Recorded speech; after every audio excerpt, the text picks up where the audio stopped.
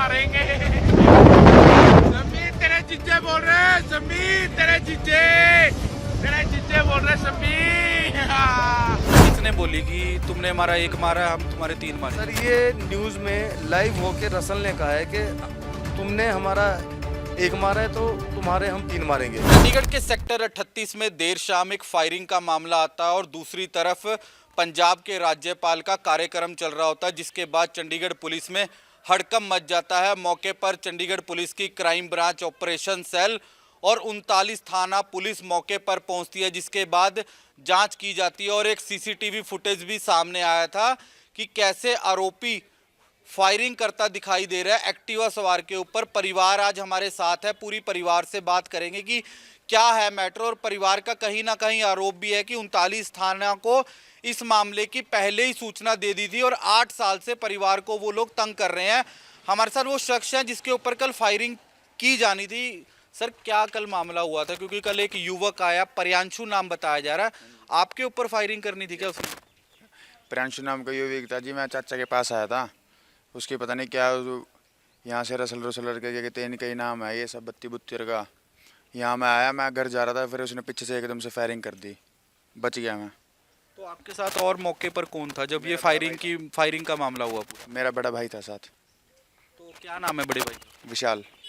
बिल्कुल, परिवार के कुछ और लोग भी हैं, उनसे बात करेंगे। सर कल फायरिंग होती है यहाँ पर, पास में ही पंजाब के राज्यपाल का एक प्रोग्राम चल रहा होता है और चंडीगढ़ पुलिस में एक हड़कंप मच जाता है। आप मौके पर थे, कौन लोग थे और क्या पुरानी रंजिश का ये मामला पूरा चल रहा है?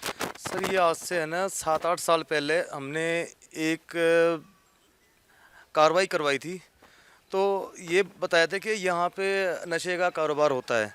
तो फिर हमने जहाँ पे इंफॉर्मेशन दी थी वहाँ पे काफ़ी क्वांटिटी में, जैसे वहाँ गांजा और गन और ये चिट्टे का सामान उनके पास मिला था।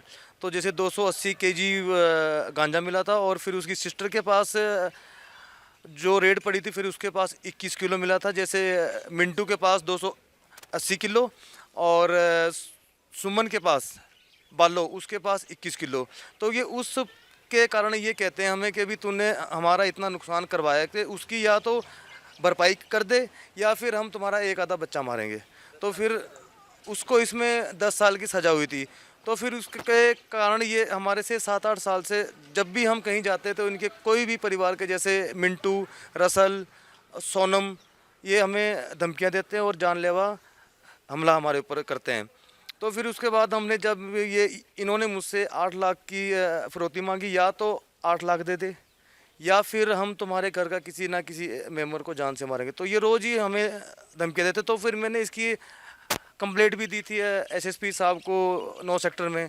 तो 2 साल पहले की भी है मेरे पास, 3 साल पहले की भी, और अभी जो लेटेस्ट है उसकी भी मेरे पास रिपोर्टें हैं, सारी मैंने दी हुई हैं। तो आज तक कोई मेरी कार्रवाई नहीं हुई है। तो मैं सिर्फ यही गुजारिश करता था कि जी सर मेरे ऊपर कोई अटैक हो जाएगा या कोई नुकसान हो जाएगा, इनके खिलाफ कोई सख्त कार्रवाई की जाए, जो आज तक नहीं हुई। हालांकि 2 महीने पहले देखा था कि एक युवक का मर्डर हो जाता है, लेकिन कहीं ना कहीं उनका कहना है कि आपके ऊपर भी आरोप लग रहे हैं वो मर्डर के। हाँ जी सर। तो सर उसमें क्या हुआ था सर, जो मेरा लड़का जो यहाँ पे था वो यहीं पे था, तो वो ये पेट्रोल पंप पे गया था पेट्रोल पवाने के लिए, और वो मौली जागरा से यहाँ पे थोड़ी आएगा पेट्रोल पवाने।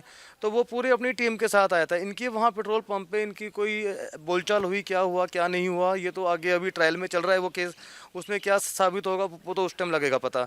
तो ये मैंने इस चीज़ की भी दी हुई है एप्लीकेशन कि ये मेरे ऊपर ये झूठे आरोप लगाते हैं। इनका कोई भी इनका कुछ भी किसी के साथ या लड़ाई झगड़ा होता है या कुछ भी इनका नुकसान होता है तो वो उसमें ये मेरा नाम लिखवाते हैं ये झूठा। तो फिर उसके कारण फिर ये कह रहे हैं कि भी तुमने हमारा एक मारा है तो हम तुम्हारे 3 मारेंगे, और उसी के करके जो ये बात किसने बोली कि तुमने हमारा एक मारा है हम तुम्हारे 3 मारे? सर ये न्यूज़ में लाइव होके रसल ने कहा है कि तुमने हमारा एक मारा है तो तुम्हारे हम 3 मारेंगे, रसल ने ये बोला है। और कल मुझे सोनम ने 2-4 दिन पहले सोनम ने धमकी दी है कि 2-4 दिन में रिजल्ट देंगे, और फिर उसमें आपने इसकी शिकायत चंडीगढ़ पुलिस को दी? हाँ जी सर दी हुई है सर, पर कोई एक्शन नहीं हुआ सर उसका। और ये मुझे जैसे कि उसकी मेरे पास रिकॉर्डिंग भी है, जो मुझे इसमें 3-4 दिन पहले मुझे जो कहा था कि 2-4 दिन में आपको रिजल्ट देंगे, और फिर उसके बाद इसकी प्रियांशु की वो स्टोरी लगाते हैं मोबाइल में, फिर 2-4 दिन बाद ही तो मेरे भतीजे के ऊपर अटैक होता है। तो वो कहते हैं कि भी, और वो उसको वो जो है वो प्रियांशु वो उसका फ्रेंड है कि इसका बदला हम लेंगे, तो इसको वो धमका के गया और इसके ऊपर फिर फायरिंग की है। और जो इसके पास पिस्टल थी वो इसको रसल ने और सोनम ने दी हुई है।